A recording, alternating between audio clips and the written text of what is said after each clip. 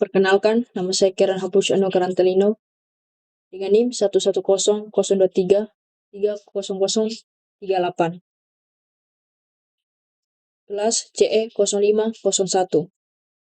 Di sini saya akan menjelaskan analisis clustering data COVID-19 berdasarkan tingkat kematian dan tingkat kesembuhan antar negara. Dataset yang saya gunakan adalah country-wise latest yang berisi data COVID-19 dari 187 negara.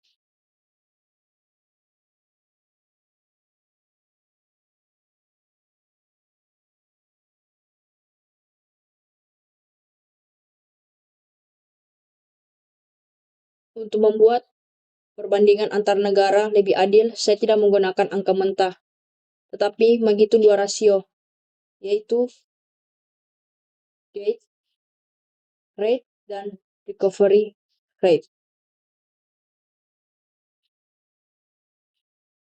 Nilai 1E dikurang 5 ditambahkan untuk mencegah pembagian dengan 0 tanpa mempengaruhi hasil secara signifikan. Lalu, data kemudian dibersihkan dari nilai kosong dan distandarisasi menggunakan standar scalar agar setiap fitur memiliki skala yang sebanding sebelum di-clustering. Metode yang saya gunakan untuk clustering adalah K-means. Jumlah cluster ditentukan menggunakan elbow method dan Silhouette score. Dan hasil evaluasi menunjukkan bahwa jumlah cluster optimal adalah 3. Jadi, sini memulai clusternya itu dari angka 3 dan sampai 10. Sama seperti Silhouette score, dari 3 juga sampai ke 10. Di sini menunjukkan pergerakannya cukup stabil. Di bagian plot clusteringnya, plot ini menunjukkan hasil clustering berdasarkan death rate dan recovery rate. Setiap warna mempresentasikan satu cluster. Untuk warna ungu, cluster 0, dan untuk warna hijau, cluster pertama, dan untuk warna kuning yaitu cluster kedua. Tanda X merah adalah anomali, dan untuk bintang hitam adalah centroid. Makna dari setiap cluster itu, untuk cluster 0, berisi mayoritas negara dengan kondisi relatif stabil. Dan cluster yang pertama berisi negara dengan tingkat kesembuhan rendah atau data yang kurang konsisten. Untuk cluster yang kedua, berisi sedikit negara dengan karakteristik ekstrim seperti tingkat kematian yang sangat tinggi. Anomali ditentukan berdasarkan jarak data ke centroid cluster. Negara dengan jarak terjauh 5% teratas dianggap sebagai anomali.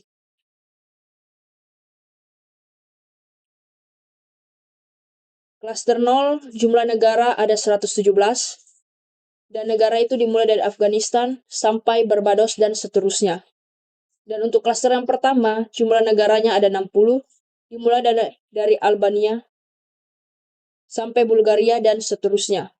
Di cluster yang kedua, jumlah negara itu ada 10, dimulai dari Belgium sampai ke Yemen.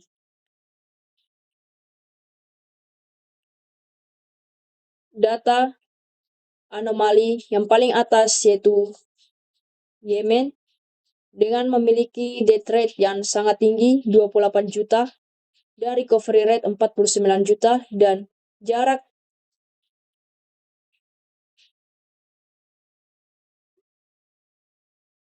to centroid adalah jarak suatu negara ke pusat klasternya yaitu 4 juta dan klasternya itu adalah 2. Berarti negara ini negara yang ekstrim dan memiliki anomali tingkat data anomali yang tinggi. Lanjut ke 120 Netherlands death rate-nya yaitu 11 juta, dan recovery rate-nya 0.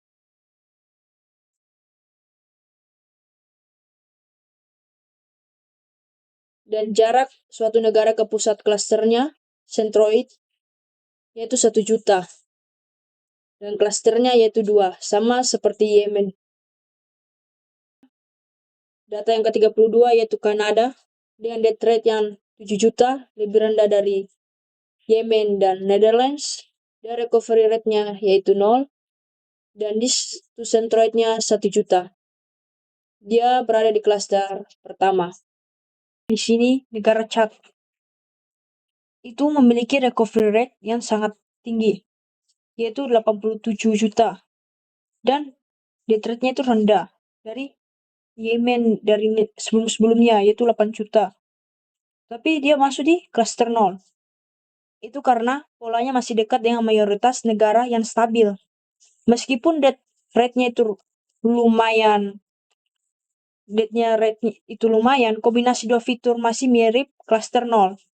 Di negara Syria itu death rate-nya 5 juta dan recovery rate-nya itu 0. Terus kenapa dia di klaster 1?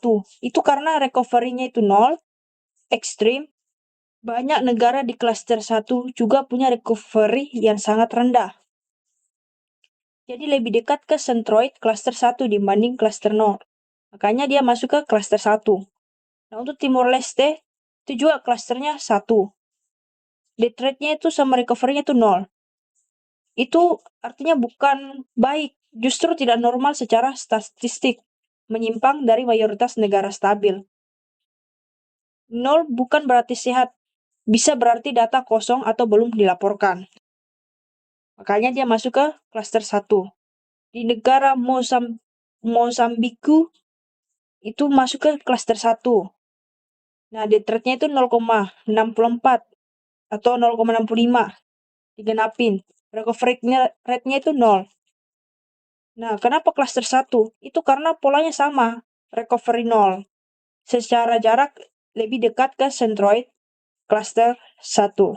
Negara-negara tersebut masuk klaster yang berbeda karena kami mempertimbangkan kedekatan terhadap centroid berdasarkan dua fitur sekaligus bukan nilai tunggal. Nilai 0 pada recovery rate justru membuat negara tersebut menyimpan dari mayoritas dan lebih dekat ke klaster dengan pola serupa. Clustering ditentukan oleh jarak ke centroid bukan oleh batas nilai tertentu. Sebagai kesimpulan, metode Cummins berhasil mengumpulkan negara berdasarkan karakteristik COVID-19 dan mengidentifikasi negara-negara dengan pola ekstrim melalui deteksi anomali. Mohon maaf apabila saya ada salah pengucapan dalam menjelaskan. Sekian dari saya, terima kasih.